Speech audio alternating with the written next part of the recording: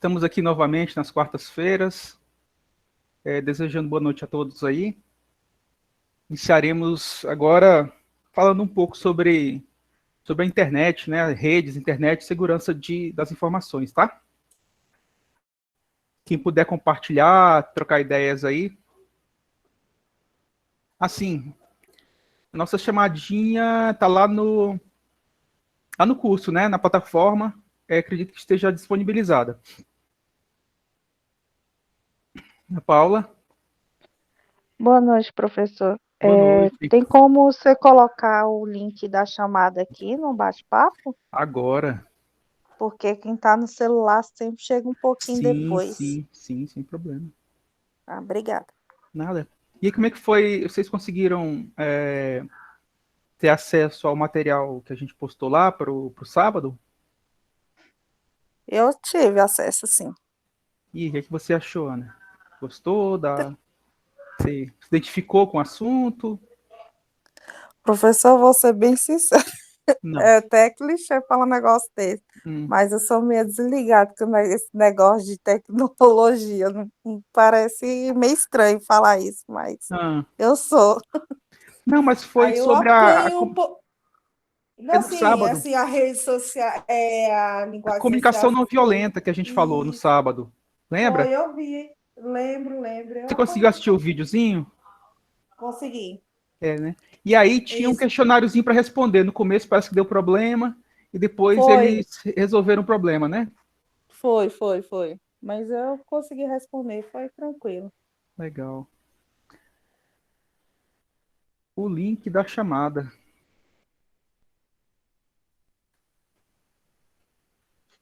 Professor, deixa eu falar. Fale, Tudo Cris. bem? Boa noite. Boa noite, Cris. Para mim, a plataforma do Moodle não atualizou ainda. As meninas, a Ana Paula até já me Hum, mandou aqui que para ela já aparece a parte 4 que tem essa chamada, mas para mim não atualizou, continua até certo. a 3 só. Cris, você tá pelo celular ou saiu um computador? Eu estou no celular, vou pegar um Ah, computador agora. então é bem possível que quando você chegar no computador já esteja lá. Tá bom. Obrigada. Tá, ok. Mais alguém teve acesso lá à aulinha do sábado, à aula do sábado, sobre a comunicação não violenta?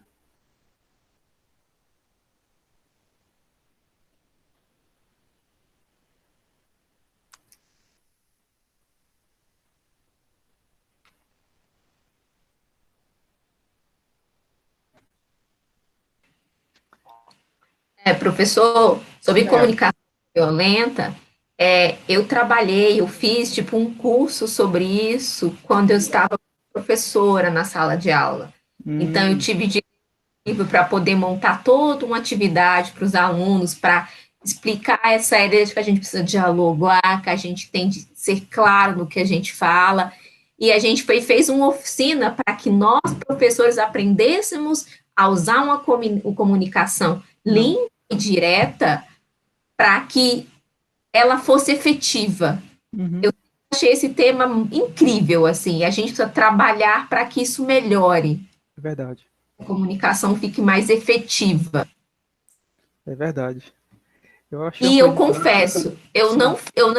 eu não assisti a aula no sábado. Tem alguma atividade de reposição? Não, Nayara, é o seguinte, essa atividade aí, o fato de você ter participado lá e respondido aquele questionáriozinho lá, já é a sua participação, tá? Não vai, assim, a sua participação é assistir o filme e responder o questionário. Agora, não é obrigatório você fazer isso no sábado, basta que você faça, entendeu? Eu tenho de fazer então aquela atividade. Ah, entendi. Então eu vou fazê-la. Então tá, muito obrigada, viu? Nada, Nayara.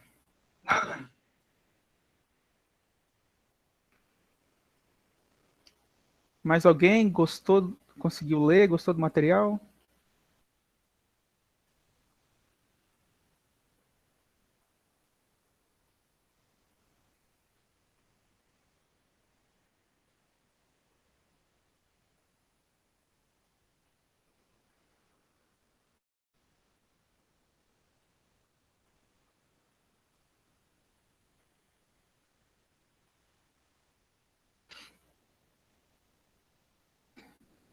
Pessoal, vamos começar então? Eu sei que vocês assistiram o vídeo aí, mas para a questão da gravação, a gente precisa assistir novamente, viu? Eu vou passar ele aqui para a gente assistir todo mundo junto. Vamos ver se dá certo, tá?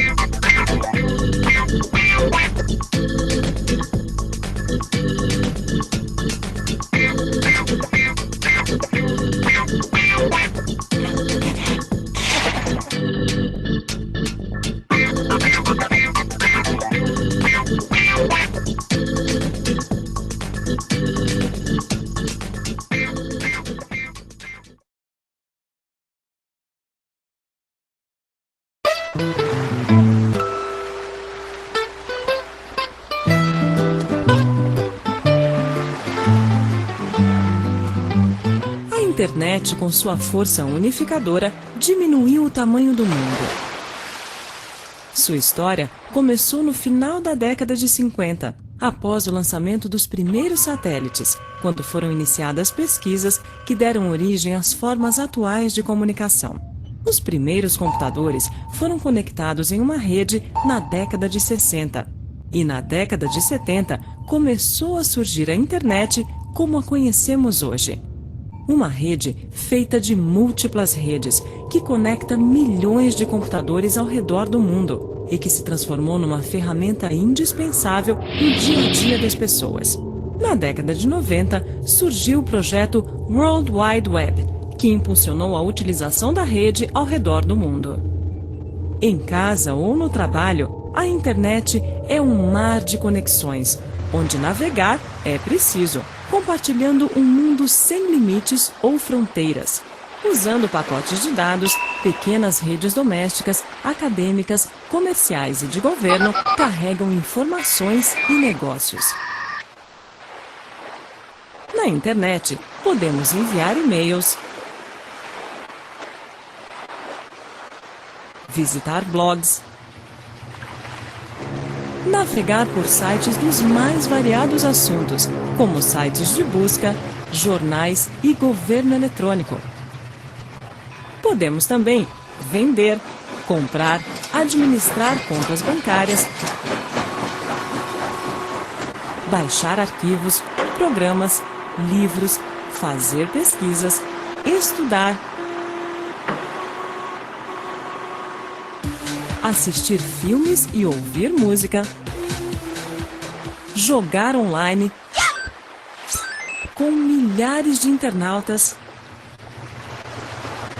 Podemos conhecer pessoas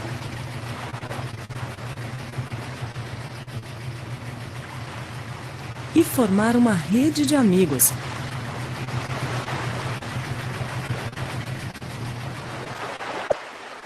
Trocar ideias em tempo real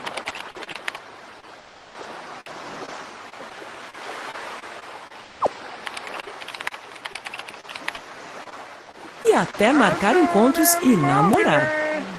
Mas, da mesma forma que o uso da internet cresce dia a dia, os problemas vêm crescendo no mesmo ritmo. Uma variedade de artifícios para prejudicar ou atrapalhar os internautas se espalha pela rede. Por trás de uma simples mensagem, podem haver vírus, cavalos de Troia e outros programas maliciosos. Para combater esses problemas, contamos com a primeira barreira de proteção, o firewall. Ele vigia as portas de entrada ao computador, analisando cada informação que chega.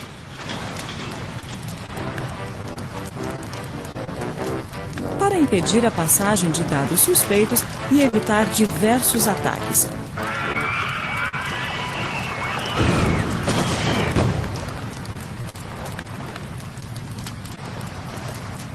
Porém, o firewall muitas vezes não consegue analisar todos os detalhes dos dados que chegam, deixando passar alguns ataques e programas maliciosos.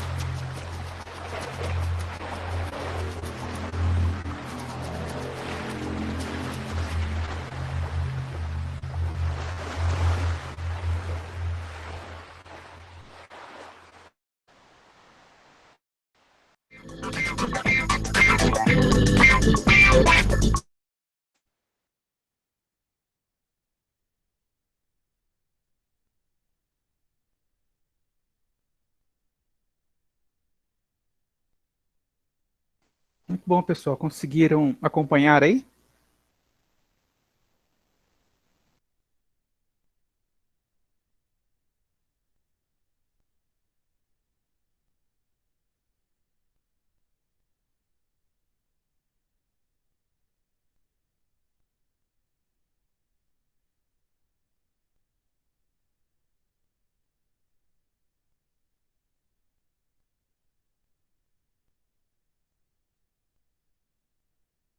Cris, você viu o nome do usuário que estava sendo usado lá? Do chatzinho? Era Cris. Uhum.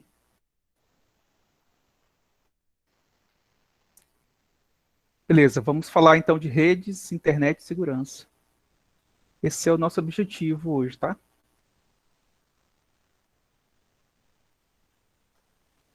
Vocês conseguem enxergar a tela aí? Informática aplicada à saúde, surgimento da internet. Bom, como vocês viram no vídeo, a internet ela foi construída a partir da criação das redes, né? Que é o nosso primeiro assunto de hoje. Então, para que nós tenhamos a comunicação, é preciso de duas entidades, né? Tanto para pessoas como para computadores. Então, para eu falar e ser ouvido e ouvir uma resposta, é preciso que haja pelo menos duas pessoas conversando. Então, da mesma forma, os computadores, eles agem da mesma forma, né? A gente sabe que a origem da internet veio dos americanos, né, dos norte-americanos, um projeto chamado ARPANET. E tinha e o objetivo dele era objetivos militares, né? Então, na década de 60 surgiu esse projeto, né? E daí veio essa ideia de comunicação. Então, a internet que temos hoje é uma rede mundial que interliga milhões de outras redes. E a gente vai entender melhor o que são as redes, né? Essa comunicação em redes. Mas um fato interessante é que, não sei se vocês já perceberam, que a guerra, ela fomenta tecnologia, né? Se você concordar ou não, a gente pode conversar sobre isso, né? Mas os conflitos, né? Esses conflitos mundiais, geralmente eles fomentam tecnologia, conhecimento, pesquisa. Então, o conhecimento que nós temos hoje é a partir da pesquisa, né? Do investimento em novas tecnologias, em novo conhecimento, em ciência. Então, alguns projetos precisam de muito dinheiro de investimento e que muitas vezes isso é conseguido através de uma grande motivação, que seria conflito, né, a guerra. Não sei se vocês concordam comigo. Estão livres aí para discordar também, tá, pessoal? Se eu estiver falando alguma coisa aqui que você não concorde, pode falar, se expressar aí, ok? Ok. Então, a internet, como nós conhecemos, né, ela no começo ela era de uma forma diferente, né? Mas o que ela tem trazido para a gente hoje em dia, né? É um meio de comunicação, integração social, é uma forma de armazenar informação e é um fator da globalização também que nós vivemos em nossa história, né?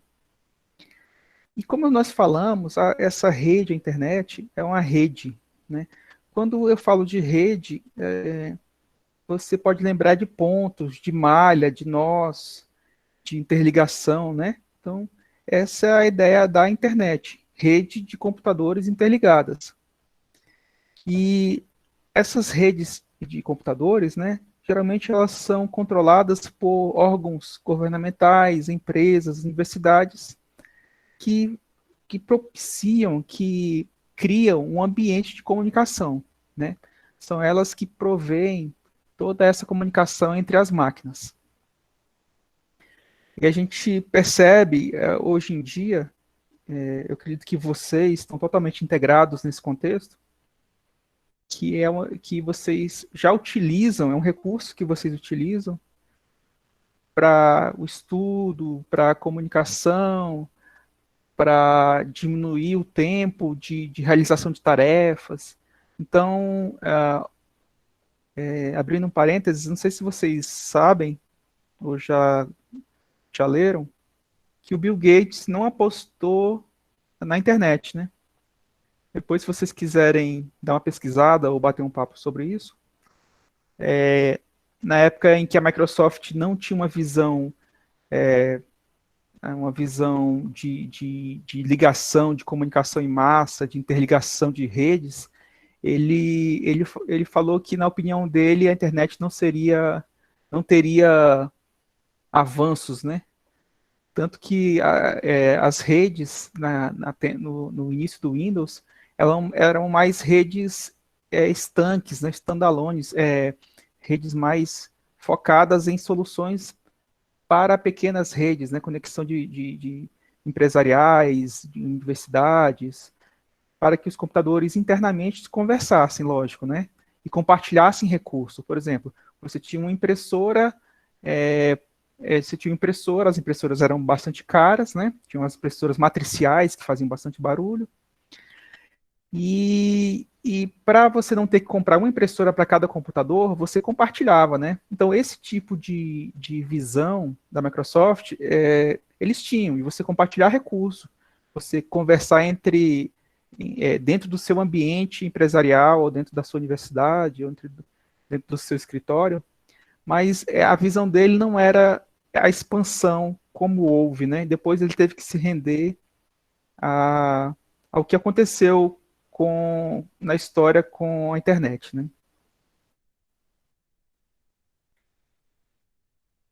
Pessoal, por enquanto, tá tudo bem aí? Levante a mão aí se estiver tudo bem. Ah, legal. Bom, obrigado aí pela participação. Continuando, quem que é o dono desse negócio, dessa bagaça, né? Que a gente chama de internet? Teoricamente, não existe um dono, né? Mas no contexto que nós estamos falando aqui, que foi feito essa transparência aqui, nessa apresentação, a gente tem um dado de 40 mil redes no mundo inteiro. Talvez seja mais, né? Mas a gente sabe que, quando eu falo que a internet não tem um dono, é verdade, né? Mas a gente sabe também que as nações, os países, eles conversam entre si, eles trocam informações, eles vendem, eles compram, tem um comércio entre eles, né? Mas cada país ele tem o seu objetivo de prover as necessidades da sua nação, né?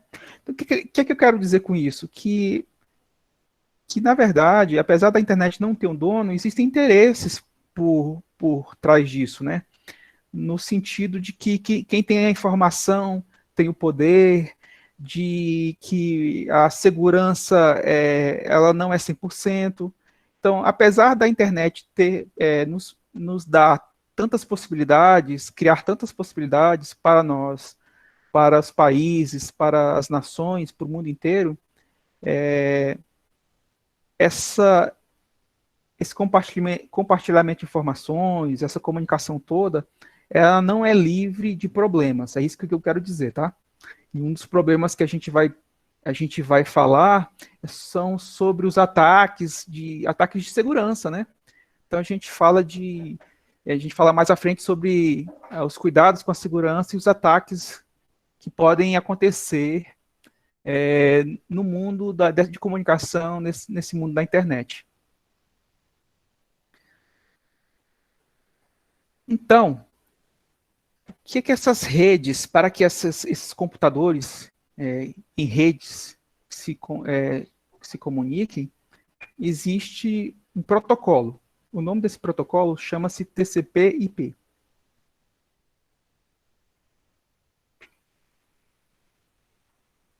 Na verdade, eles são dois protocolos, né? É um protocolo de transmissão e um protocolo de internet, né? Por isso que é chamado de TCP/IP.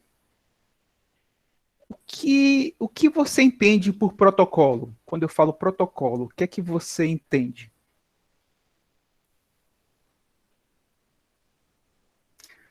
Protocolo na saúde, vamos lá. Vocês são da área de saúde. E qual protocolo, um protocolo dentro de uma unidade médica, unidade de saúde, que vocês conhecem? Pode citar qualquer um. Ou se não conhecer, também não precisa citar. Fala assim, não sei, professor, não sei o que é protocolo, não.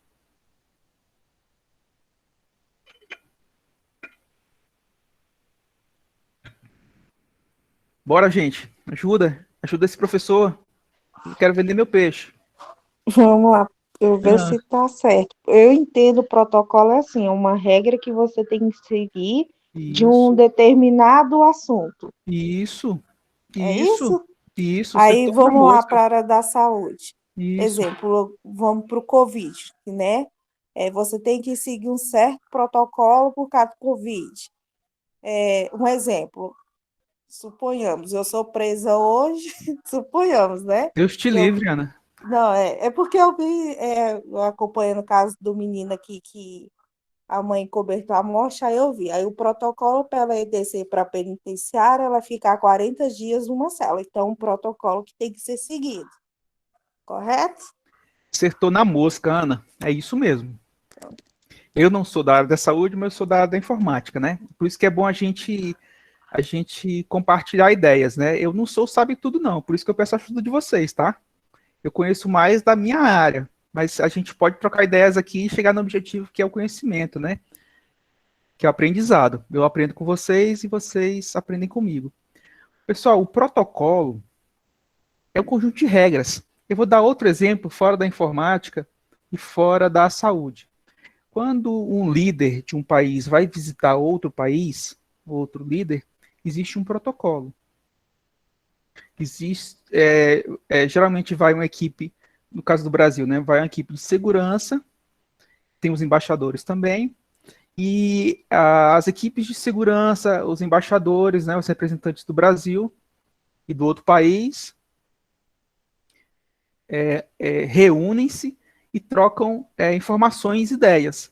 Então, no protocolo vai a horário de chegada, o local de encontro, a segurança pré-estabelecida pelas duas equipes, o horário de início e o horário de término, qual documento vai ser assinado, qual assunto que vai ser tratado, se vai haver um momento entre as comitivas, vão trocar umas ideias, vão fazer uns comes e bebes, e que horas vai finalizar, qual presente que vai ser entregue. Então, uma série de regras, uma série de etapas que devem ser predefinidas.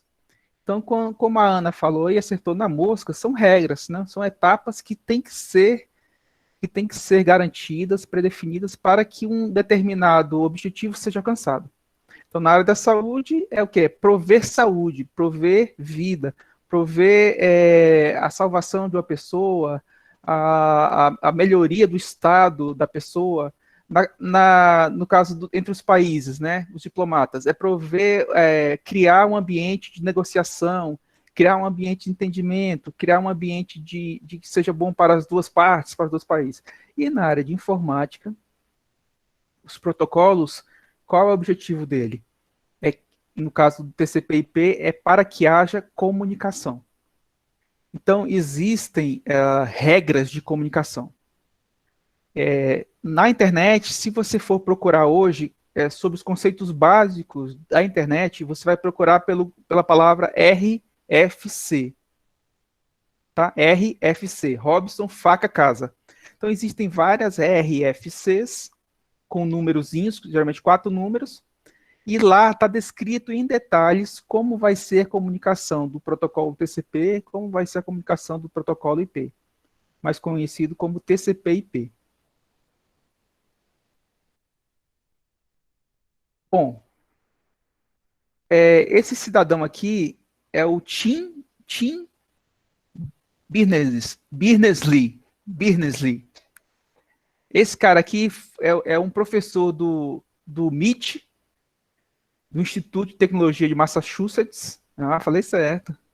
Esse cara aqui foi o cara que inventou, né? Interessante, aqui o texto fala aqui que hoje ele tenta salvá-la, né? O que será que ele tenta salvá-la, pessoal? Né? Então, assim, o Tim, para os íntimos, mais conhecido como Tim, ele foi um dos fundadores, um dos inventores, né? Ele foi um inventor, né? Deve ter sido o chefe da equipe, né? Ele não inventou sozinho, né? Ele com certeza tinha um time acompanhando ele, né? E por algum motivo ele fala tentar salvá-la, né? Então, se você quiser entrar mais a fundo, tem um link aí, ó, do Época Negócios, do site da Globo.com, e você vai poder entender melhor por que ele quer salvá-la. Mais ou menos na ideia que eu tinha falado para vocês, de que não existe nada 100% perfeito, né? Então, as próprias RFCs, que em inglês quer dizer Request for Comments, são documentos, são documentações falando da comunicação na internet, das bases conceituais da internet, indo aos detalhes da comunicação, escovando os bits e os bytes. E lá estão descritos exemplos de correções. Então, quando foram inventadas essa comunicação entre dispositivos, entre computadores e redes, desde o começo a gente tem problemas. Alguém pode citar um problema que você vê na internet hoje em dia? Alguém pode citar um problema?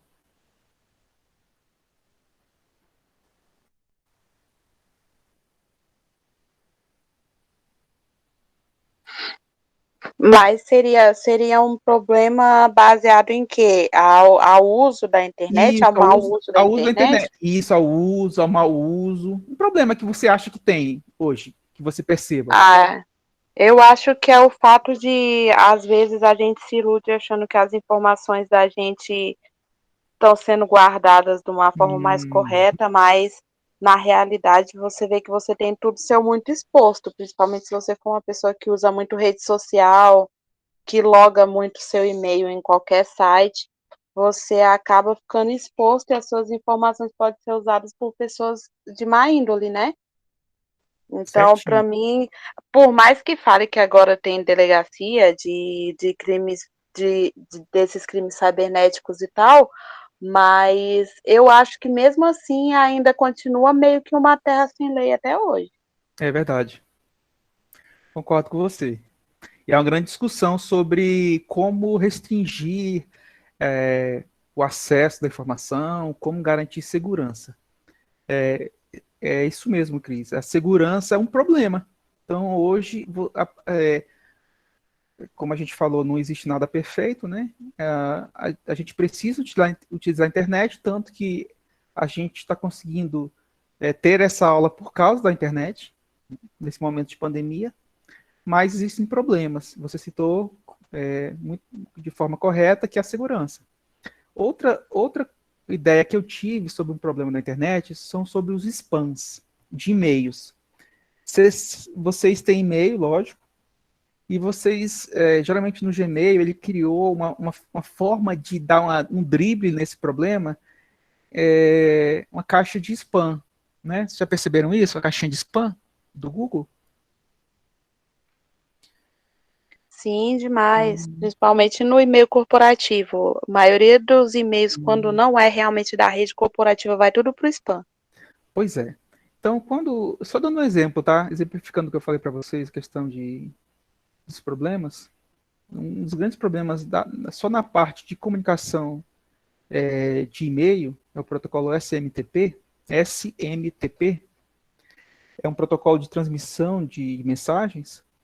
Ele não previu essa questão, porque hoje eu consigo mandar um e-mail me dizendo que sou, por exemplo, a Nayara. Ué, Robson, mas não é a Nayara que mandou, mas eu consigo me passar por ela, né? Então, existem falhas, né? Existem falhas em tudo que a gente conhece em tecnologia, existem falhas, né? E um dos grandes problemas é essa questão, né? De você não ter segurança, de você passar por coisas que você não gostaria de passar, né? Evasão dos seus dados, entre outros problemas que existem na internet também, né? Como falamos, a gente sabe que a internet não tem um dono, né? Não é os Estados Unidos, não é a Europa, não é o Canadá, não é o Brasil. Ela é utilizada por todos esses países, pelo mundo inteiro, né? Mas pelo fato dos Estados Unidos ser o maior país, o país mais forte economicamente falando, ele toma uma posição de liderança, né? Na condução da utilização da internet.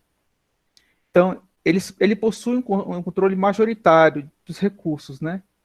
Entre eles, a gente pode citar o recurso que é o www. Né? Então, outro fato é que as principais empresas de tecnologias estão lá, né? Vocês já ouviram falar do Vale do Silício? Pois é, muitas empresas estão lá, Google, Microsoft, Apple, Facebook, e aí vai. Tá? Mas existem muitas empresas, outras empresas fora dos Estados Unidos também são boas, tá? Eu conheci uma empresa aqui no Brasil, chama Aker, eles trabalham com Firewall, com a parte de segurança. É uma empresa muito boa, uma empresa que nasceu no UNB. Os donos dela foram alunos do UNB, fizeram uma parceria, criaram uma empresa e hoje vendem para fora do Brasil, né? Então, assim, apesar da Microsoft, a Google estarem nos Estados Unidos, existem muitas empresas boas também fora dos Estados Unidos, né? Mas é inegável que eles têm o poder econômico e, como eu falei para vocês, para ter a informação, para criar, gerar conhecimento, você precisa investir em pesquisa e em tecnologia, né? Então, quanto a isso, não tem o que se discutir, né? Que eles têm um controle maior do que os outros países na questão, principalmente da web, né? Do www, que é o serviço, né?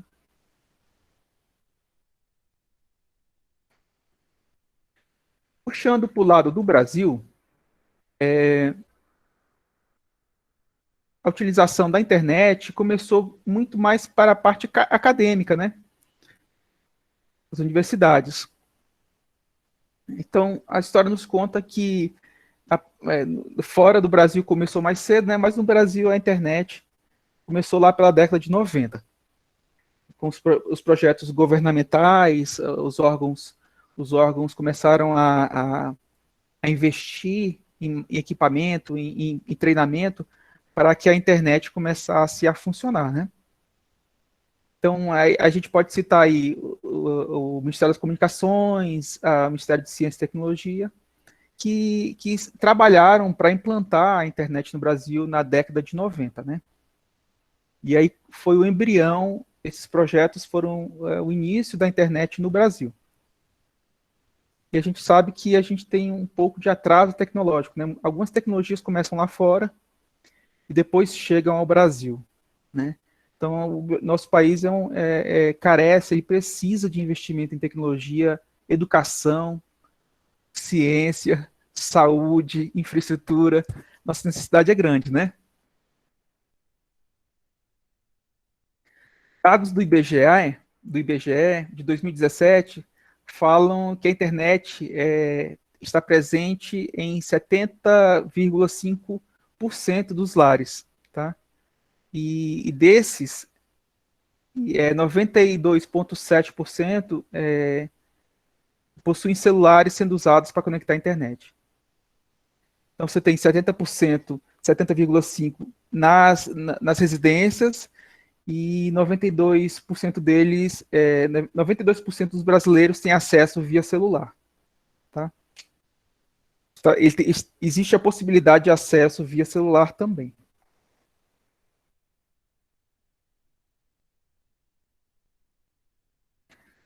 Então, a porta de entrada na internet, né? Então, como como é que a gente acessa a internet? Essa www, né? Essa rede.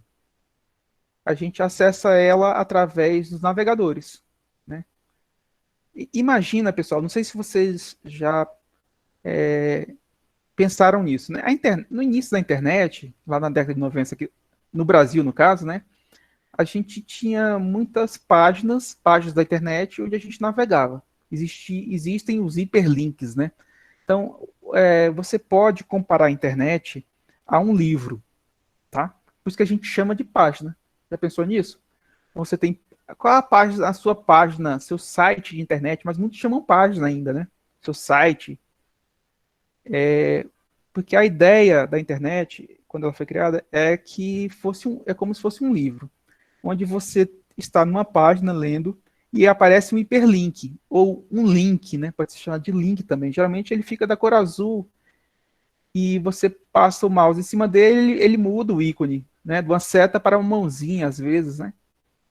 Então, quando você clica em hiperlink, é como se você virasse a página. Mas só que essa página, você pode estar na página no Brasil e de repente ir para uma página na Irlanda. E da Irlanda você vai virar a página e pula para uma página nos Estados Unidos.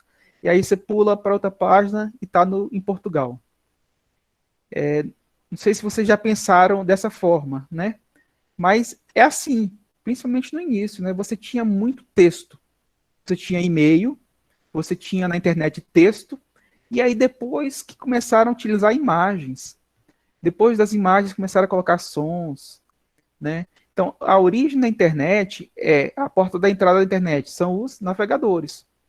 Então, você entrava no navegador, basicamente você lia, né? Você lia, você pulava de um hiperlink para o outro, de uma página para outra, e era assim. Hoje, a internet que nós temos, ela é cheia de outros recursos, né? Então, você tem uma interatividade muito maior. Mas no começo, ela era basicamente texto e links. Não foi diferente no Brasil, tá? Então, para acessar essa internet, desde o início e até hoje, nós utilizamos os browsers, né? Ou também conhecidos como navegadores, tá bom? E aí nós temos exemplos, que é o Chrome, o Mozilla, o Internet Explorer, o Edge da Microsoft, o Safari e o Opera, né? São esses exemplos de navegadores. Isso é um conceito tranquilo, né, pessoal? Acredito que vocês já ouviram falar disso alguma vez, né? Acredito que sim. Bom, e se a gente fala em URL? Você já ouviu falar de URL? Sim? Não? URL? Já escutei sim, professor. Ah, tá. Então, o URL, pessoal, é isso que a gente vê na barra de endereço, tá? Na barra de endereço, esse nome que a gente coloca aqui é a URL. A URL é como se fosse é o endereço da página ou do recurso que você está solicitando. Então, você tem, de um lado, uma pessoa que quer ler e, de outro lado, uma máquina que quer ser lida. Para que haja comunicação entre a sua máquina e a máquina que está prestando aquele serviço lá para você, você tem que colocar um endereço. Tá? Então, a primeira informação do endereço que vocês estão vendo aí é o HTTP. Ele é o protocolo, pessoal. Ele é o protocolo. Lembra do protocolo que nós falamos? Então, essa primeira informaçãozinha é o protocolo. Lembra que uma vez nós falamos que existe um protocolo chamado HTTP S de seguro, então é um outro protocolo. Então, quando você está digitando lá HTTP, você está dizendo, ó, eu quero o protocolo esse. Agora, se você quer um protocolo seguro, aí você vai colocar o Szinho depois do P. Tudo bom? E aí vem o dois pontos barra barra e vem o www. Né? A tradução desse www é World Wide Web, né? Ou a teia mundial, né? Uma rede mundial. Mas é de teia mesmo, tá? Mas a gente chama de web. Então, aqui ele traz o conceito de hipermídia, né? Antigamente eu falei para vocês que a comunicação era textual, era mais texto, informações de e-mail, informações para leitura, mas hoje em dia ela é praticamente baseada em mídias, né? Você tem vídeos, você tem áudio, você tem animação, você tem vários recursos aí, né? Depois do www, nós temos geralmente o nome do site que nós vamos acessar. Aqui o exemplo que está mostrado é empresa, né? Então, a gente chama de domínio, tá? É o domínio. Então, você coloca lá www.gmail.com.br. Não existe o .com.br, só existe .com, né? A gente vai ver por que não existe BR. Então, isso aí, logo depois do www vem o nome da empresa. Depois vem o tipo, né? Geralmente, esse tipo aí está associado com a finalidade da empresa. Quando você vê .com, quer dizer é uma empresa, né? Comércio, né? Voltado para comércio, negócios, né? Mas nem sempre isso aí é seguido, tá, pessoal? Mas esse aí serve para que você tenha uma ideia de que tipo de empresa você está acessando, né? Então, a gente tem .mil, que é de organizações militares, .org, organizações não lucrativas, com comercial, que nós falamos, .gov, governo, .edu, educação, e .net, que é de rede, né? .net.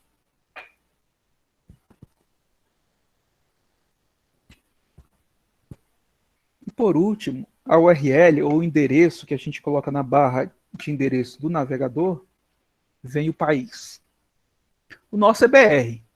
Portugal é? Quem pode dizer como é que é Portugal? TRT seria? Eu acredito que seja PT. Vou tirar a dúvida agora. Tá, ok. Eu acredito que seja PT. Alguém conhece algum site aí? É PT, pessoal. Portugal é PT. Deu PT. Perda total. Brincadeira, tá de Portugal, tá, pessoal? Aprendemos mais alguma coisa hoje, hein? O site de Portugal termina, o país deles é PT, de Portugal. Ficou claro até aqui, pessoal? Tá tranquilo? Alguma dúvida? Tá tranquilo. Massa. Sigamos. Então, nós comentamos que a gente pode acessar recursos, né? Geralmente esses recursos são chamados de serviços, né? Quando você está assistindo um vídeo do YouTube, ele está prestando um serviço para você. E os serviços, né? Eles têm essa característica. Ele é ponto a ponto, né? Então, quem está de um lado é um ponto, quem está do outro é outro ponto. Certo? Ele tem esse conceito, né? Então, a gente tem o conceito de ponto a ponto, conceito de serviço. Serviço tem alguém que presta o serviço e alguém que consome o serviço, né? É por isso que temos a ideia de clientes e a ideia de servidores. Quando você está acessando o vídeo do YouTube, eu, Robson, sou um cliente. A minha máquina é um cliente.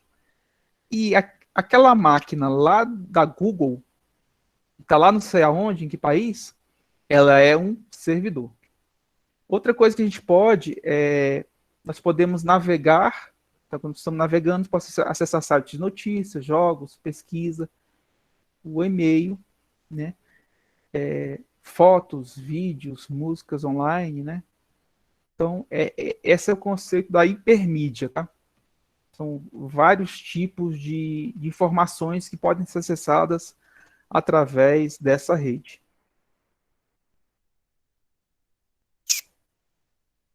Pessoal, a tela ficou maior agora? Sim. Tá a mesma coisa aí. Para mim tá a Professor, mesma na coisa. verdade, não está aparecendo Ela nada. para mim, professor, tá aparecendo a tela tipo travada. Tá estático. Qual a informação que você pode ler aí? Podemos acessar, é isso? Podemos.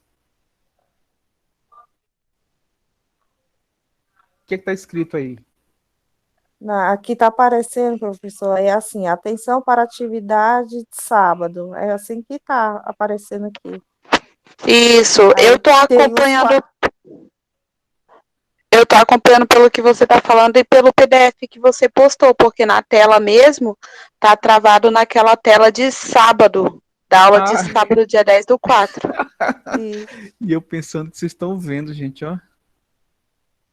Calma aí. Eu pensando que vocês estão vendo.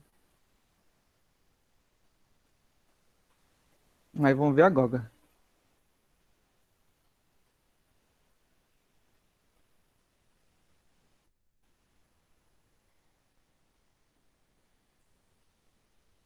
E agora? Como é que tá aí? Agora sim apareceu. Agora apareceu. Aumentou um pouco a tela? Sim. Oh, bom. Então, sim, o que podemos fazer? Quais os recursos, né, que nós podemos fazer na internet, né? Hoje nós podemos fazer compras. Algumas pessoas não gostam de comprar na internet, outras já são viciadas em comprar. Vocês conhecem um site chamado Alibaba? Não, é AliExpress? Vixe, conheço demais. Sim, sim. Estão fazendo compras, hein? Tô sabendo. Pois é, eu também faço comprinhas lá. Então você acessa o site de pesquisa, faz curso à distância, como nós estamos fazendo aqui, assistem vídeo, fazem conferências, né? Videoconferências. O que nós estamos fazendo aqui, pessoal, é um exemplo de videoconferência, tá? Que no início da internet era muito difícil de ser feito, muito, muito difícil. Você tinha que contratar uma empresa para fazer uma ligação de internet para você mais rápida, porque a internet era bem mais lenta. Os computadores eram bem mais lentos. Então, antigamente era mais difícil fazer o que nós estamos fazendo hoje, tá? Então, a tecnologia evoluiu muito nesse sentido. Bate-papo, WhatsApp, chat, né? Então, são essas tecnologias que que existem hoje, né? Participar de redes sociais, né? Que também é bem conhecido de vocês. Eu, particularmente, não sou muito de redes sociais, não, pessoal. Eu sou mais desleixado com isso aí, né? Mas tem muita gente que gosta, né? E tem muita gente que não consegue viver sem. Outros recursos, né? Podemos citar, né? Enviar, receber, compartilhar, trocar arquivos, fazer downloads e uploads, né? E essa ideia de download e upload, né? E é interessante que a gente converse, né? Então, o ato de enviar dados de um servidor para o usuário é chamado de download. Então, eu tenho, por exemplo, o Facebook. Você tem lá no Facebook algum áudio, algum vídeo lá, e você está assistindo aquilo ali, né? Mas não é um bom exemplo do Facebook, não. Digamos lá o Gmail.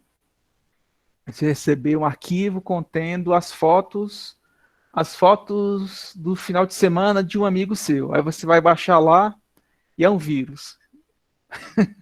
Mas essa ideia de baixar esse arquivo, baixar essas fotos do Gmail ou de outro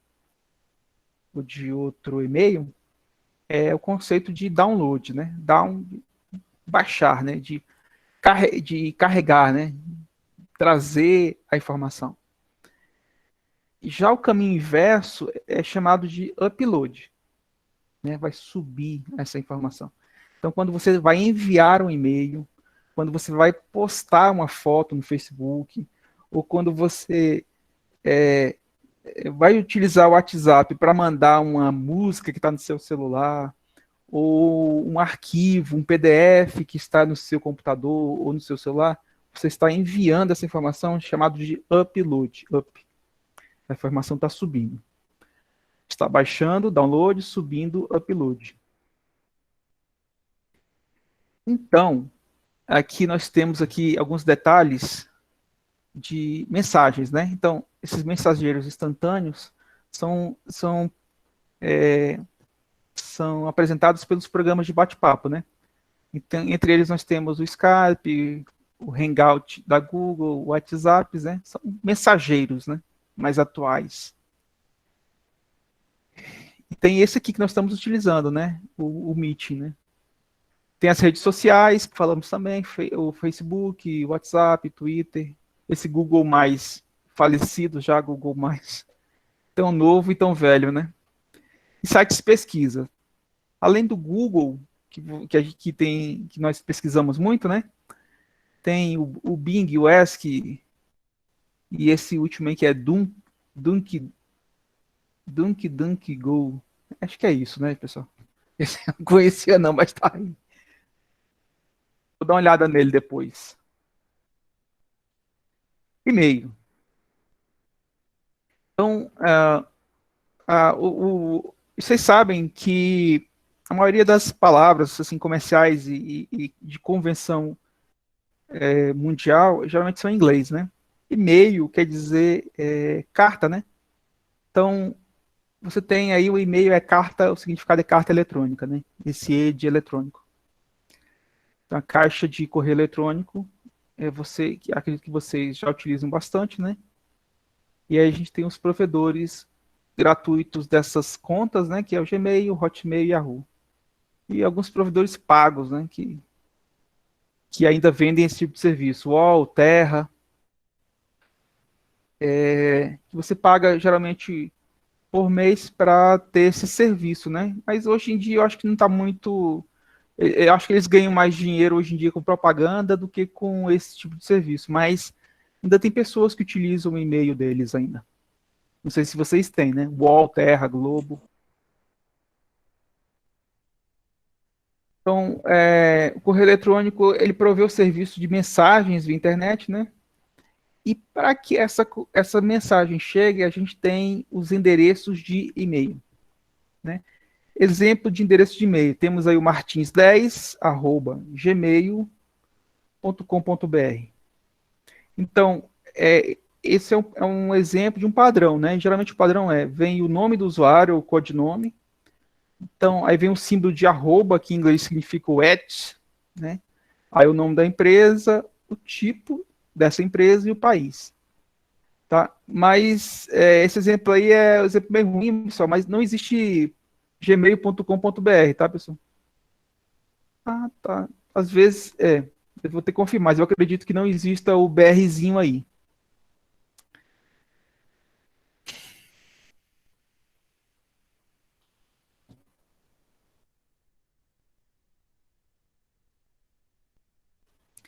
Os conceitos, né? Falamos dos protocolos, que é uma série de regras pré-definidas, né? A Ana Paula deu um exemplo muito bom para a gente. Falamos do TCP/IP, que é a junção de dois protocolos, né? Que permitem a comunicação na internet, são a base da comunicação na internet, né? Então, esses protocolos tiveram que ser inventados pelo Tim lá, nosso conhecido inventor da internet, para que houvesse essa comunicação, que houvesse a internet que hoje utilizamos. Temos a ideia do endereço IP. Endereço IP. Na verdade, pessoal, quando a internet começou, só existia endereços IPs. O que é o endereço IP, Robson? É uma junção de 4 números, tá? Eles variam de 0 a 255, né? Nesse range, esse período. Então, por exemplo, 192.164.32.5. Entre esses números existe um pontozinho. Então, o endereço IP são números separados por pontos. E no início da internet, só existiam os endereços IPs. Então, quando você tinha que comunicar uma máquina com a outra, a máquina A possuía um endereço IP e a máquina B possuía outro endereço IP. E aí, como eram poucas máquinas, você tinha uma agendinha onde você anotava os endereços IPs, né?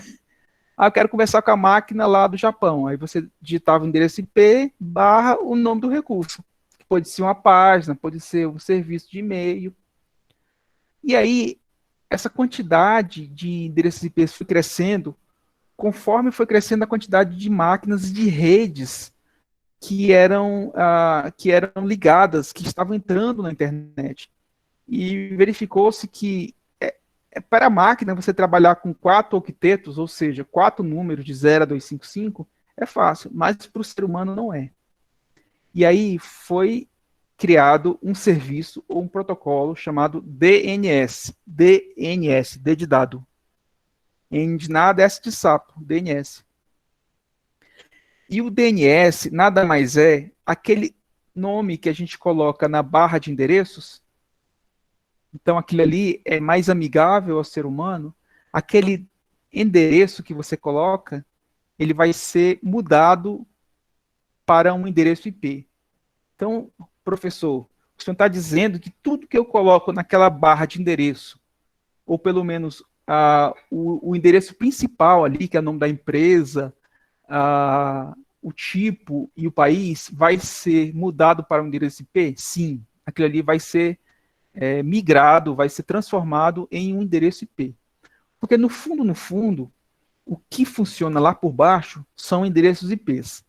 Como a gente não tem a capacidade de armazenar o endereço IP do Google, tá?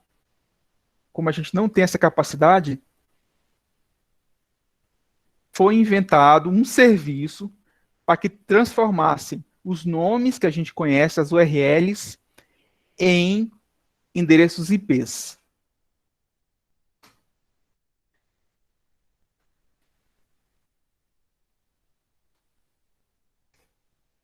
Bom, pessoal, eu vou dar um exemplo aqui para vocês. Deixa eu ver se eu consigo mostrar isso aí que eu estou falando para vocês.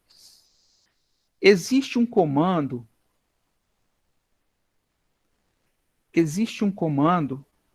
para testar a comunicação entre máquinas, certo?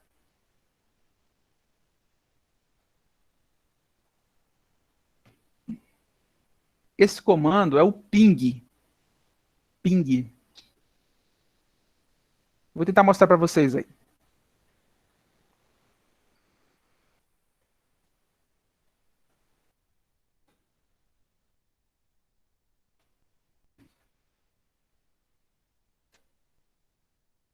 Bom, vocês estão vendo aí, pessoal? A linha?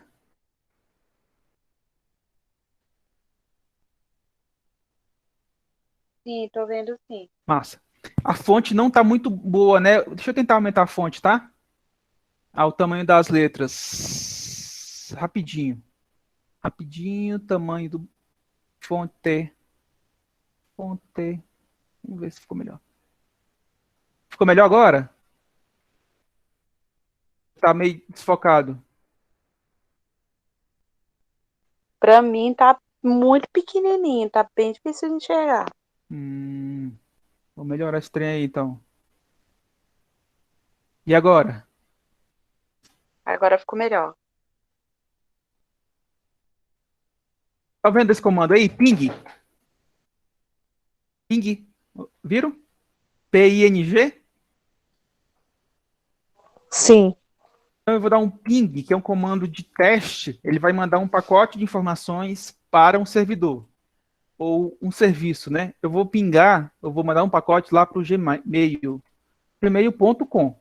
Então, nesse serviço, essa URL que eu estou pingando, vocês podem me dizer qual é a empresa?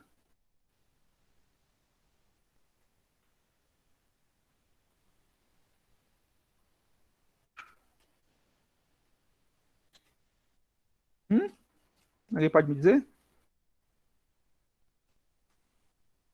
Seria o Gmail? Isso, Gmail. A empresa é a Google, né? A Google. E aí, quando a gente digita lá google.com, alguma coisa, na verdade, isso vai ser transformado em um número. E que número é esse? É esse aqui, ó, pessoal. Vocês viram aí, disparando o Gmail, virei 172.217.28.65. Conseguiram enxergar? Sim. Então, esse é o endereço da Google. Tá, pessoal? Então, como eu falei para vocês, demonstrando que o que a gente escreve lá em cima, gmail.com, ele é transformado nesse endereço 172.217.29.65 e consegue capturar esse recurso, essa informação que está lá, certo? E logo abaixo, pessoal, eu mandei outro comando, eu dei outro comando chamado tracert. O tracert, ele me mostra em quais locais ou localidades eu estou passando para chegar no servidor do Gmail. Então, vocês veem aí cada um desses saltos ou desses pontos que está sendo escrito na tela, eles têm um endereço distinto, tá? Então, isso aí é só para mostrar para você como é a internet. Ela é uma rede de redes. Cada endereçozinho desse, ele fez 14 saltos, tá? Para chegar num servidor finalizando, que é o endereço 172.217.29.165, que é do Gmail, da Google, né? Então, ele saiu do primeiro endereço, que é o endereço da minha máquina, e pulou de rede em rede, tá? Pulou por uma rede aqui, bsa.gvt, vivo, zap.com.br, né? A rede aqui que eu estou trabalhando é da Vivo, né? Ele passou pela rede da Vivo, né? E chegou nesses endereços aqui, ó, no pulo 11, 74.125, chegou num 42.250, chegou num 72.253. Vocês estão conseguindo enxergar aí, pessoal? Isso é para demonstrar, pessoal, que então nós temos o endereço, a URL, chamada URL, né? E temos também o endereço IP, aquele que nós comentamos na transparência, né? Estou subindo a transparência. Quando chegar aí, me falem, por favor.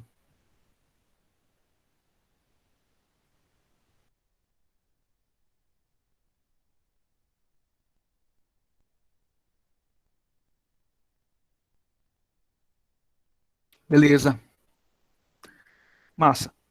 O endereço IP a gente demonstrou para vocês aqui através dessa telinha preta, né?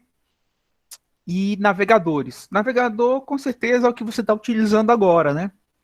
Para acessar as informações da internet. A URL, como falamos desde o início, esse nome aí é tudo em inglês, como falamos, né?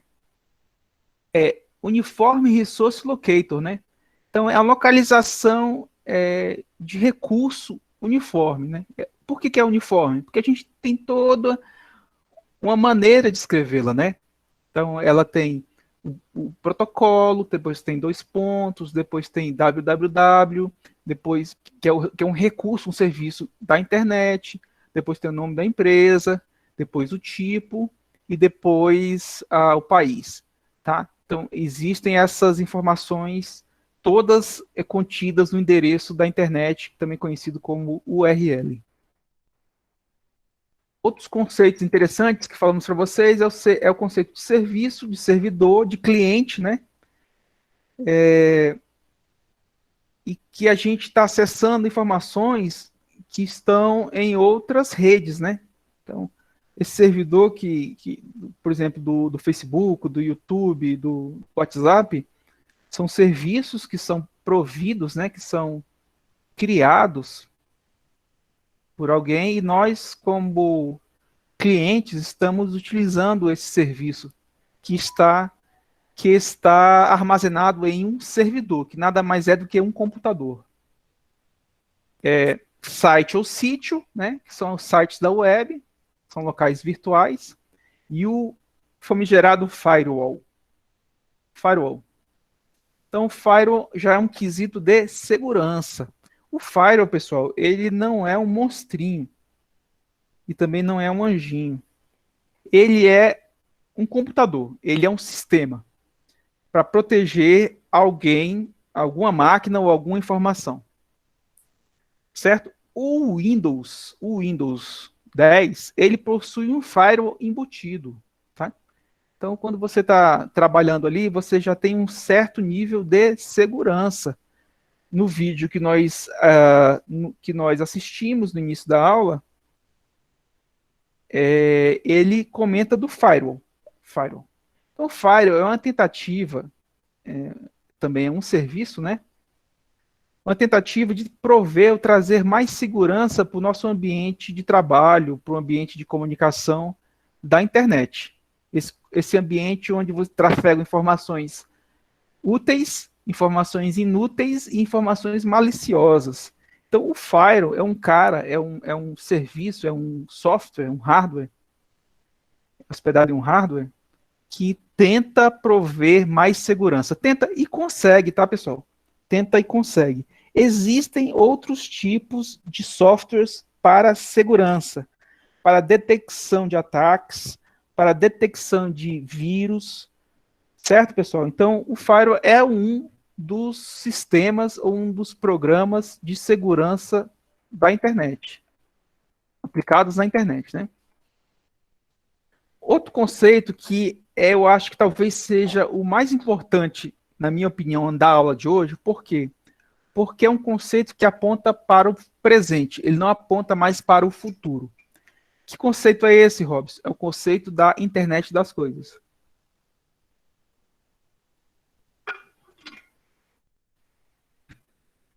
Pessoal, talvez na minha humilde opinião, talvez uma das últimas limitações para que isso chegue em nossos lares, chegue em nosso país, se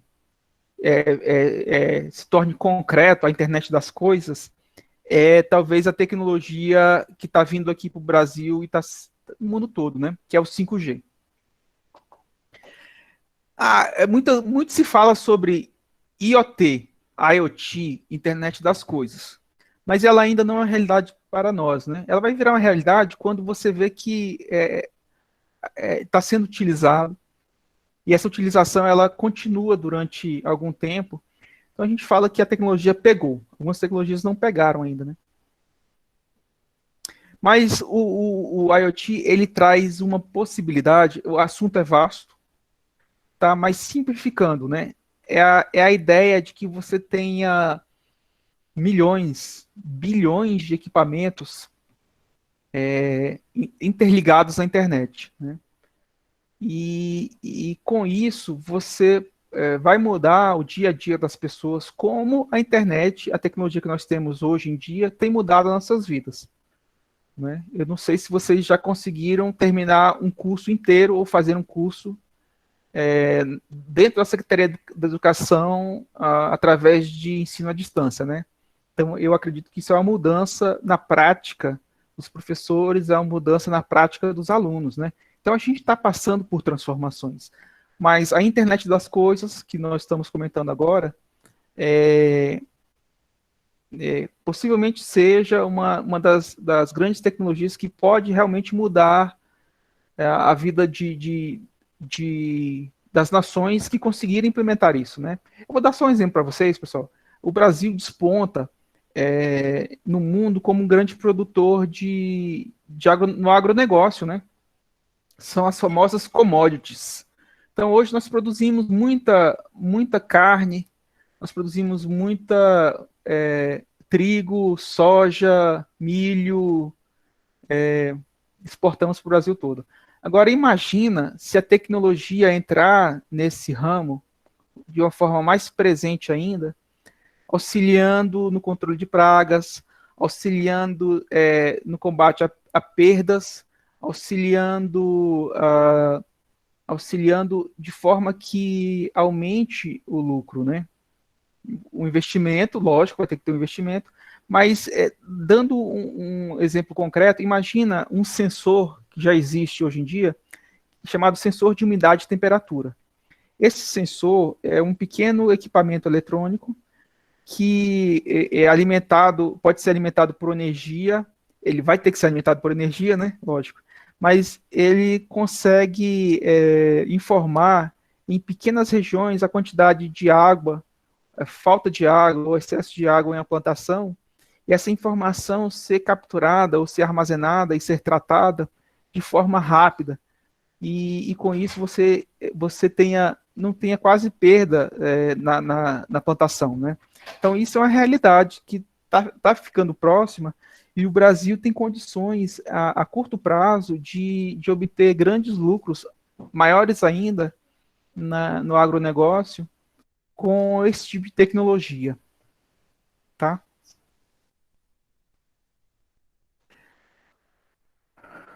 Bom, saindo do Firewall, falamos do Firewall, falamos da internet das coisas, vamos falar dos problemas. Um grande problema é a questão de segurança, né? Então, os malwares, né? Que é a combinação de palavras da língua inglesa que junta a softwares maliciosos, né? São softwares maliciosos que eles usam diferentes propósitos, né? Eles podem apagar informações do computador, podem retirar informações do seu computador, tá? Eles podem, o que você pensar de maldade dá para fazer nesse mundo, né? Inclusive,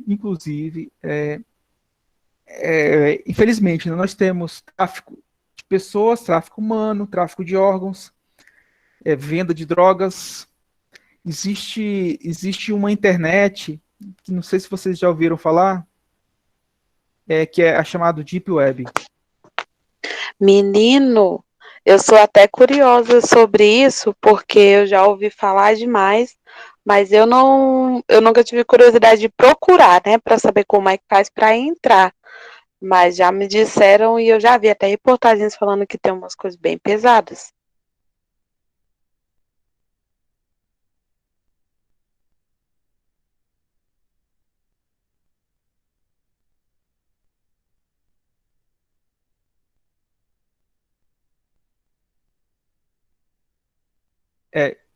Eu falando aqui com o microfone desligado. Desculpa, pessoal.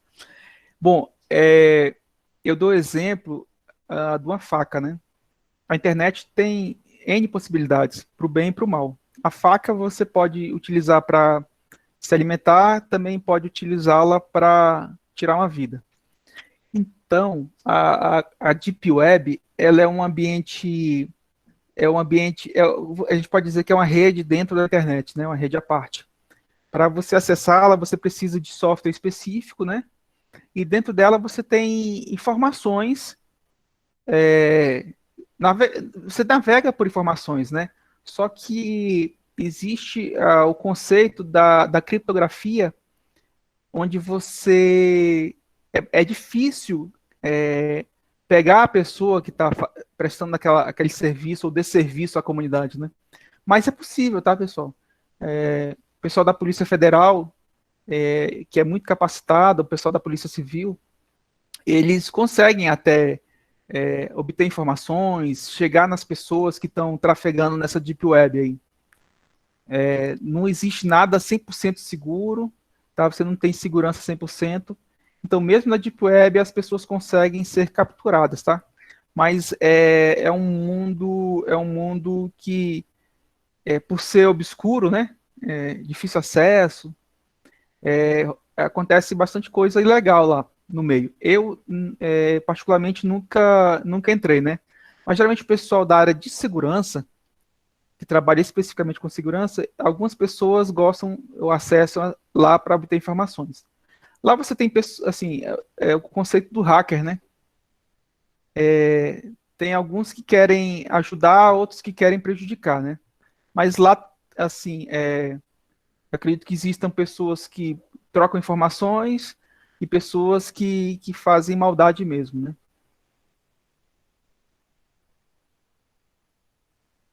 Entre essas maldades, a gente pode citar os vírus, a gente pode citar os worms, né? Que são tipos de vírus também, trojans, rootkits, spyware, adwares e outros, né? Tem outros aí, né? Então, tudo isso aqui está na internet, tá, pessoal? Então, o firewall, ele tenta te livrar desses softwares. Isso aqui, tudo que a gente está falando, pessoal, dos malwares, são softwares, tá? Cada um com suas características, né? Não sei se vocês já tiveram a oportunidade de ter um pendrive infectado com vírus, né? Eu já tive. Tem gente que gosta de ver a maldade, né? Então, assim, tem gente que distribui isso daí, que cria isso daí, tá?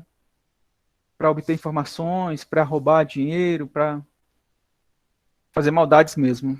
Então, a gente, para se proteger, a gente tem que ter um firewallzinho, tá? Tem que se preocupar com isso. Alguns exemplos aqui de ataques, né?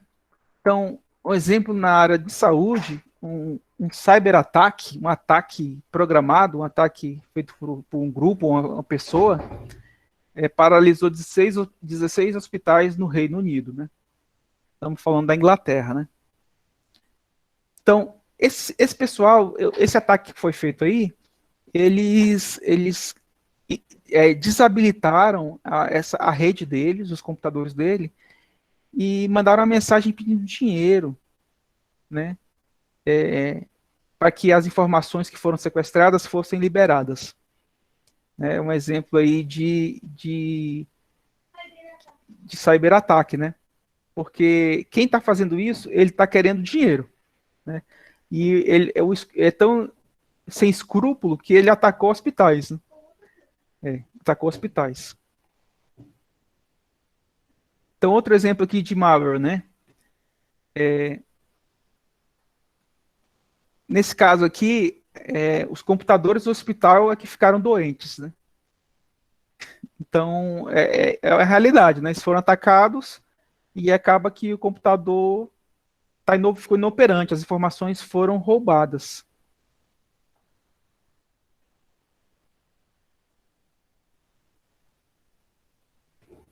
Outra notícia aqui, os hackers atacam equipamentos médicos e exploram backdoors em redes hospitalares. O que seriam esses backdoors, pessoal? Assim, os backdoors são falhas do software que você está utilizando, pode ser um sistema operacional, pode ser um aplicativo, que durante a construção dele foi deixada uma porta de entrada, né? Intencionalmente ou não. Esse backdoor ou essa falha do software, ela muitas vezes, na criação do programa ou do software, ele foi criado e nos testes não perceberam que existia essa falha, né? E assim, a mente do mal, o cara fica procurando esses problemas.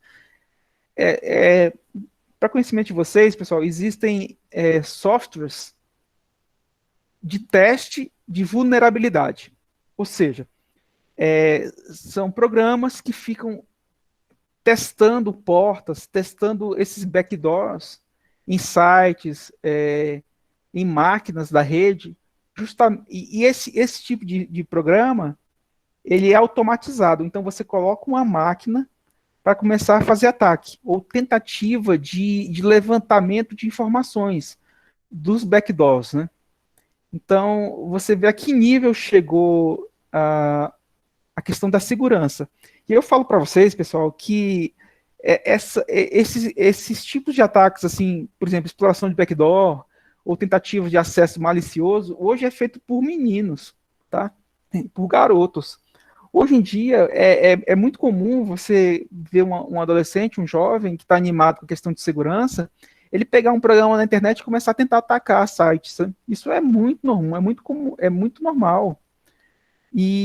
Quando você conversa com as pessoas da área de segurança, elas te apresentam relatórios diários de vários ataques, mais de 1.000 ataques, bem mais de 1.000 ataques, milhares de ataques por dia em um site conhecido, né? Então, essa é a nossa realidade, pessoal. Então, não querendo meter medo em vocês, mas tomem cuidado com as informações que você acessa, tá? Se você tiver um Fire na sua máquina, colocar um antivírus, tá? Essa é uma sugestão muito boa. Ó, ataque de vírus ransomware chega aos hospitais do câncer no Brasil. Tá? É a mesma ideia ali, pessoal, que nós falamos de um cyberataque, né? Um ataque cibernético, onde a pessoa pega a informação e cobra para liberá-la. Cobra para liberar. Tá? Então, esse aqui, ó, esse exemplo aqui é de 2017, 6 de julho de 2017. Ele foi feito no Hospital do Câncer do Brasil. Tá? Então, foram atacados os servidores, né, do sistema operacional Linux, aquele que nós conhecemos já, né? Então, esse grupo, ou esse atacante, ele pegou as informações e pediu um resgate, né? Ele pediu dinheiro. Né? Então, vocês lembram o que aconteceu com o juiz Sérgio Moro?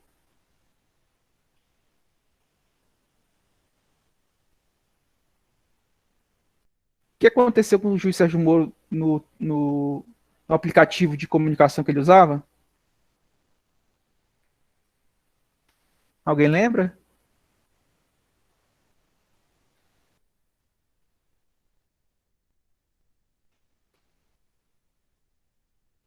Foi hackeado, professor? Isso, foi hackeado. Vocês lembram qual era o software que ele utilizava? Ixi, não lembro não, faz um pouquinho de tempo. Na verdade, o que foi hackeado não foi o computador dele, foi o celular, tá? E o software que foi hackeado foi o Telegram. Alguém conhece o Telegram? Telegram. Vou mostrar para Eu vocês aqui. conheço, mas eu não utilizo muito, não. Não Ah, acho tá. muito seguro. Eu tenho Telegram. Eu tenho alguns grupos do Telegram. E deixa eu tentar mostrar para vocês aqui. Então, o que aconteceu, pessoal? A gente vê que isso é realidade em nossos dias, né, pessoal? Então, você vê aí que até um juiz que está tentando combater a corrupção e, e isso trouxe consequências muito graves, né? Até nos julgamentos que foram feitos, na reversão do caso do ex-presidente Lula, né? Então, essa questão da segurança, ela é uma realidade para nós, né? Então, se um juiz que é uma pessoa diferenciada no sentido de ser um servidor público, né, que tem o governo dando um suporte para ele, segurança, para ele trabalhar, ele foi hackeado, né? Imagina a gente, imaginem nós, né? Não querendo desmerecer ou desmerecer cada um de vocês, né? Mas a que nível nós estamos dessa nossa segurança, né? Então, nós temos que olhar com mais carinho, tá, pessoal? Essa questão de segurança. Qual informações nós estamos expondo, que tipo de site nós estamos acessando, qual o tipo de software eu tenho instalado em minha máquina que provê segurança, né? Tentar conhecer um pouco mais coisas que nós estamos fazendo agora, né? Já é um caminho a ser seguido, de procurar o conhecimento, tá?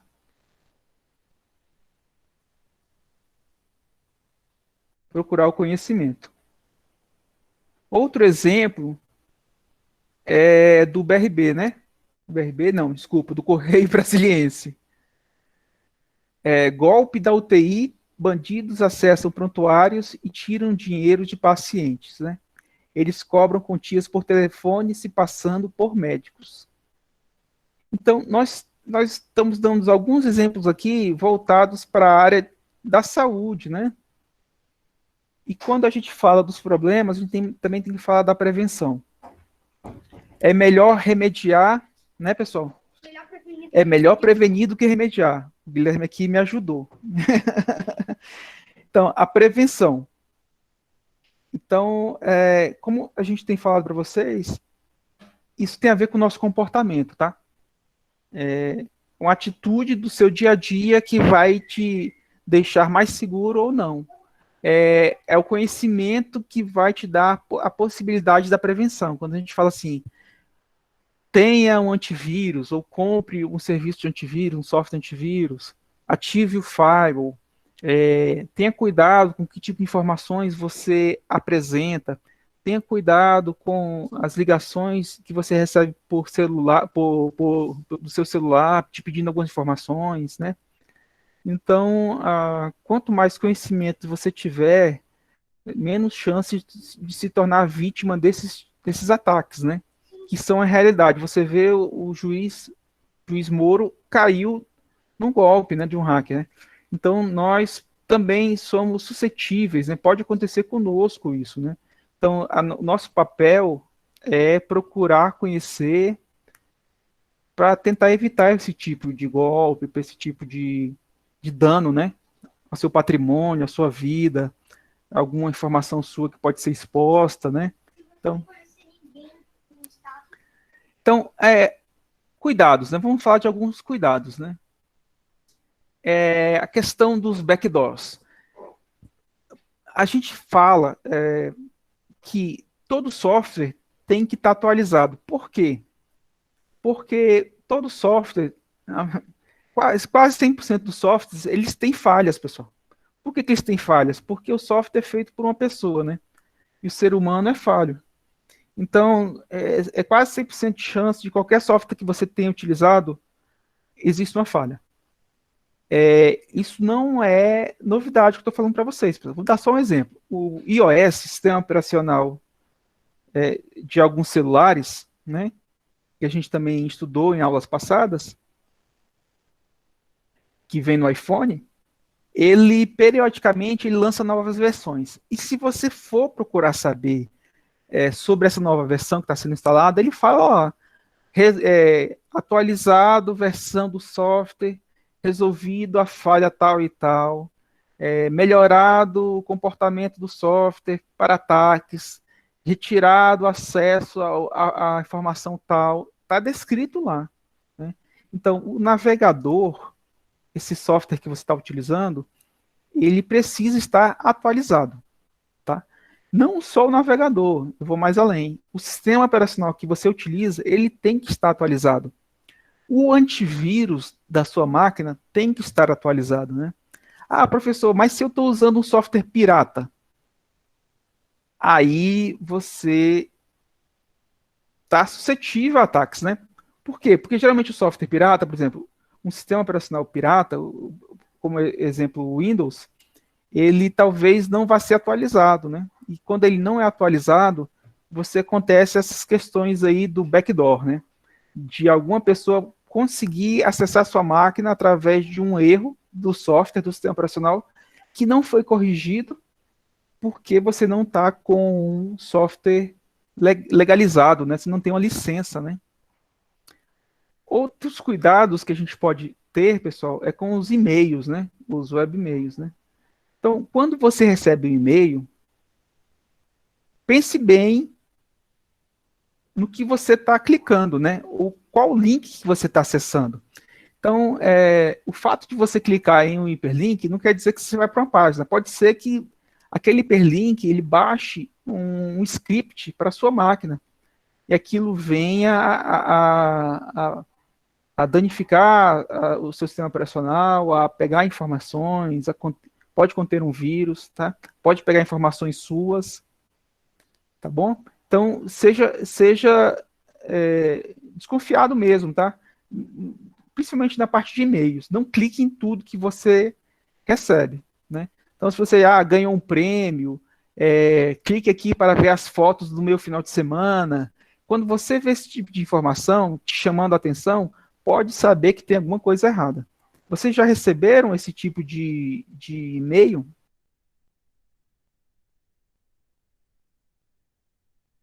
Já recebi, sim.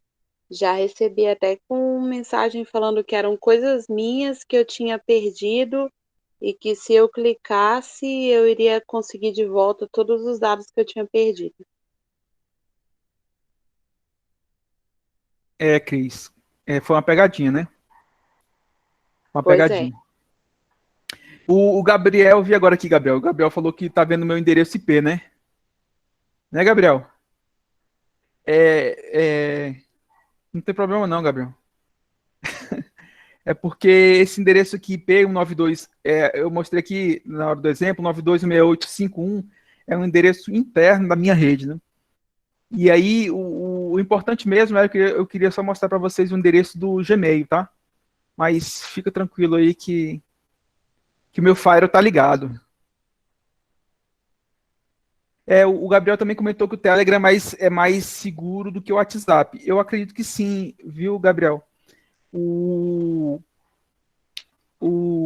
A questão, até onde eu sei, da questão do ataque de hacker do juiz Sérgio Moro, é que houve um problema na operadora do celular dele e ele explorou essa vulnerabilidade. E a partir dessa vulnerabilidade ele conseguiu entrar no celular do juiz. Foi algo que até onde eu sei não era problema somente do Telegram, sabe? Foi uma série de fatores. Mas eu acredito que já foi corrigido também. Deve ter sido.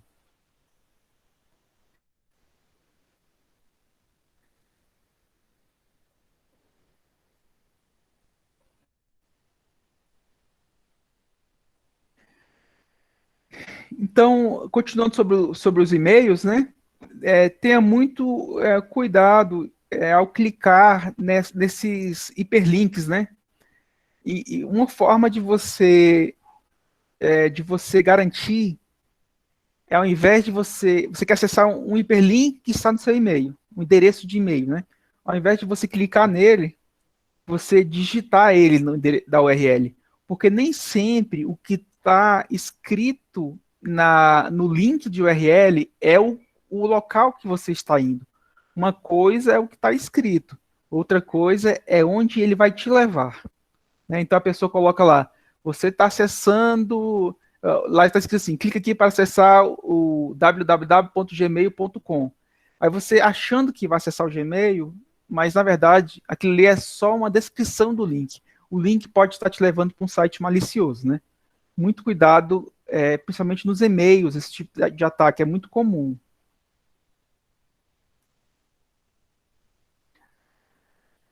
Outra dica, tá? Nos e-mails também. Não utilize sites de busca para acessar seu webmail. Na verdade, o ideal seria que a gente tivesse um cliente de e-mail, que seria mais seguro, né? Ao invés de acessar pelo browser, né? Você tem um programinha específico para o e-mail. Outra coisa bastante importante é sobre sua senha, né? Tem muita gente que coloca o nome do filho, tem gente que coloca o nome da sogra.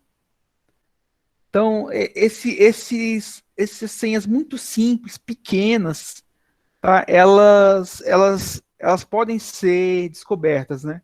Um tipo de ataque é o de força bruta, para descobrir essas senhas fracas, a gente chama de fracas, né? E o que é essa força bruta, né? O cara utiliza um programa, uma máquina, para tentar fazer sucessivos acessos com senhas diferentes, né? Chega uma hora que ele consegue descobrir sua senha, se ela for muito fácil, ou se ela for fraca, né? Então a ideia é que você crie senhas mais fortes, né? Utilizando caracteres especiais, utilizando até frases, tá? Eu sei que dá mais trabalho, mas é uma coisa que é necessária.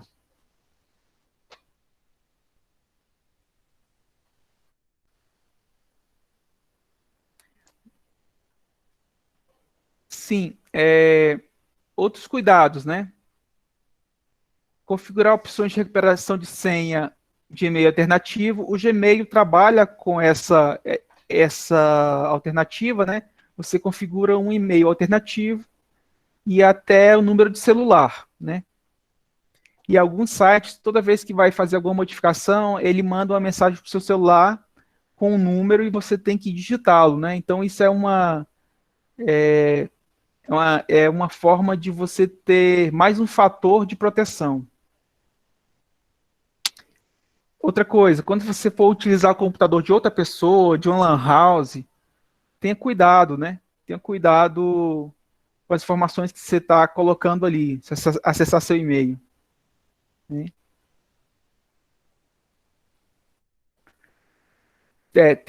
Procure utilizar conexões seguras sempre que acessar seu e-mail. Então, o que são conexões seguras, pessoal? São aquelas conexões que utilizam HTTPS, né, protocolo seguro,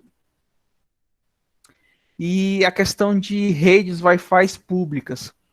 Não sei se você já utilizou a senha do vizinho, né? A rede do vizinho. Alguém aí já utilizou uma rede aberta?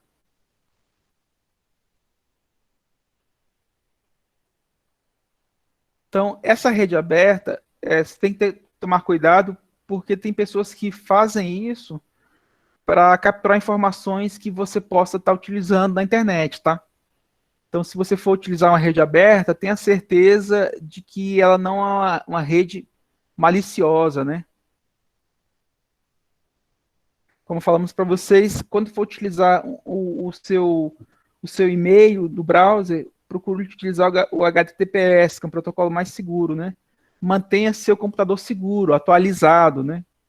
Tenha um software de antivírus, habilite o firewall da sua máquina.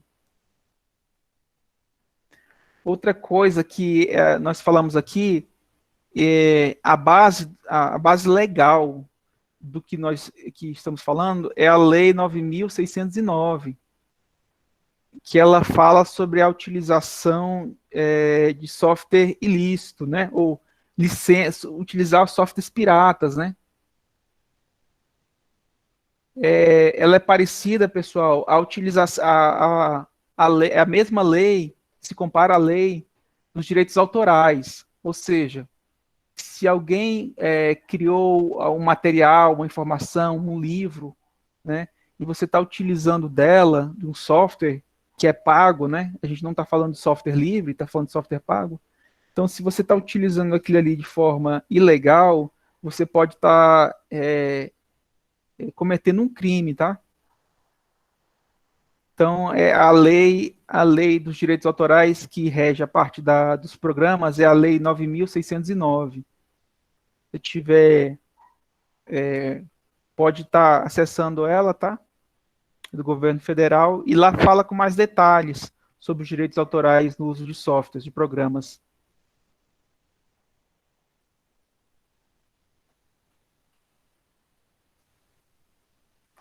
Os principais protocolos de segurança da internet, né? Sempre que houver comunicação, transmissão de informações sigilosas, né? Você deve utilizar conexões seguras. Então, para isso, é necessário ficar atento aos alertas apresentados durante a navegação.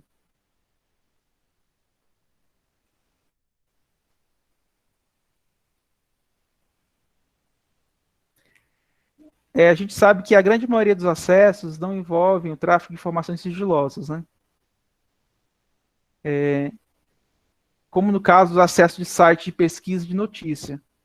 Porque quando a gente trabalha com informações sigilosas, né, você começa a trabalhar com o protocolo HTTPS, você necessita trafegar mais informações.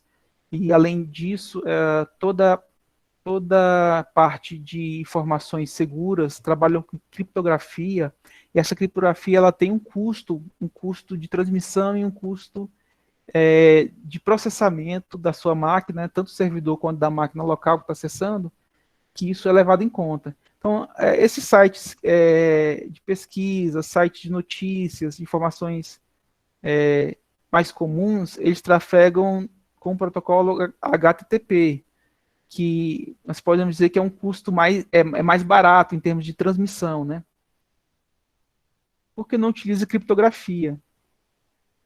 Como falamos para você, a criptografia é uma técnica que embaralha as informações, criando códigos específicos. Ou seja, a informação que está trafegando ali, que está sendo enviada, ela não é possível de ser entendida, né? Então, é por isso que ela traz a segurança da informação trafegada. O nome dessa técnica é criptografia. Ainda sobre o protocolo sem segurança ou inseguro HTTP, né, ele não garante que as informações possam ser interceptadas. Ou seja, alguém no meio da comunicação consegue coletar essas informações, né? Tá bom? E ela consegue coletar ou retransmitir essas informações, né? Ela pode roubar essas informações.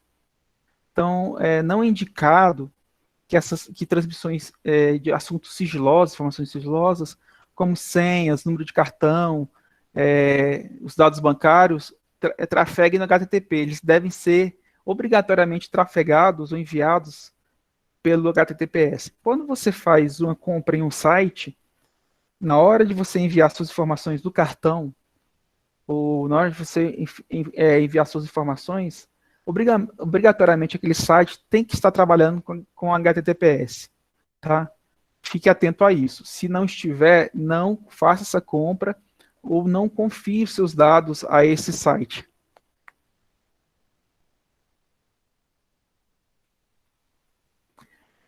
E ainda falando sobre o HTTPS, né, que é o seguro, né? Nele estão garantidos alguns princípios de segurança, né? Que é a confidencialidade, a integridade e a autenticidade. Né? A confidencialidade, que aquela informação ali, ela vai ser lida por quem você quer que ela seja lida, né? E não para as outras pessoas que querem acessá-las, né? Integridade, quer dizer que os dados eles vão chegar de forma correta, sem alterações, né? E a autenticidade, que quer dizer que a comunicação está sendo feita por você e por um servidor que você sabe que é ele mesmo, né? Não é uma pessoa se fazendo pelo servidor ou por aquele site que você está querendo fazer uma compra, certo? Então, são esses princípios aí que são garantidos pelo HTTPS. A confidencialidade, a integridade e a autenticidade. Então, vemos aqui o exemplo do navegador, né? Temos o navegador aí, temos a barra de endereço, tá? E temos ali a indicação do protocolo HTTPS, né? S significa seguro. E o S significa seguro, né? Então, ele utiliza de certificados digitais entre a máquina que solicita a informação e a máquina que envia a informação de ponto a ponto, cliente e servidor, estão trafegando informações seguras, encriptadas, embaralhadas, através de chaves que a gente chama de certificados digitais.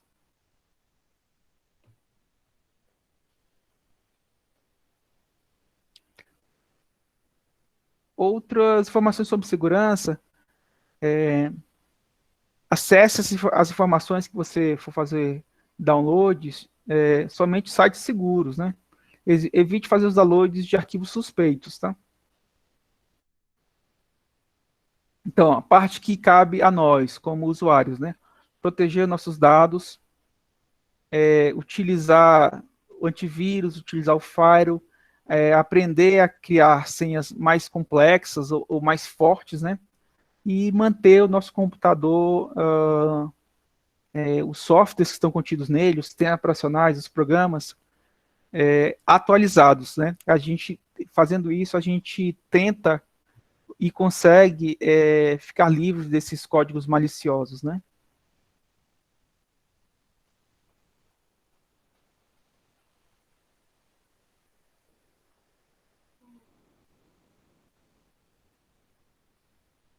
Pessoal, tudo bem?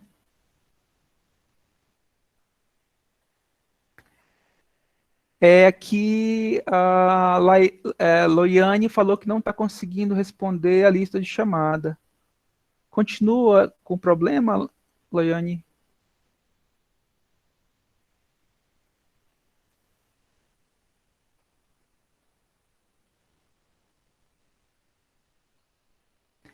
O Gabriel falou aqui que os sites do .gov não são seguros, né? Não, eu não percebi. Mas, Gabriel, geralmente a entrada dos sites, ela trabalha com HTTP, a entrada. Porque, principalmente, é mais rápido, né? Quando você mostra a página inicial com HTTP, você tem acesso a essa página inicial mais rápido. É fato. Aí, internamente, quando você precisa acessar informações, vamos dizer, um site aí do governo, do SUS, por exemplo, né? A tela de entrada do SUS, com certeza, é HTTP. Agora, quando você vai entrar numa área privada, específica para um usuário do SUS, o que acontece? Você vai ter que logar, né? Você vai ter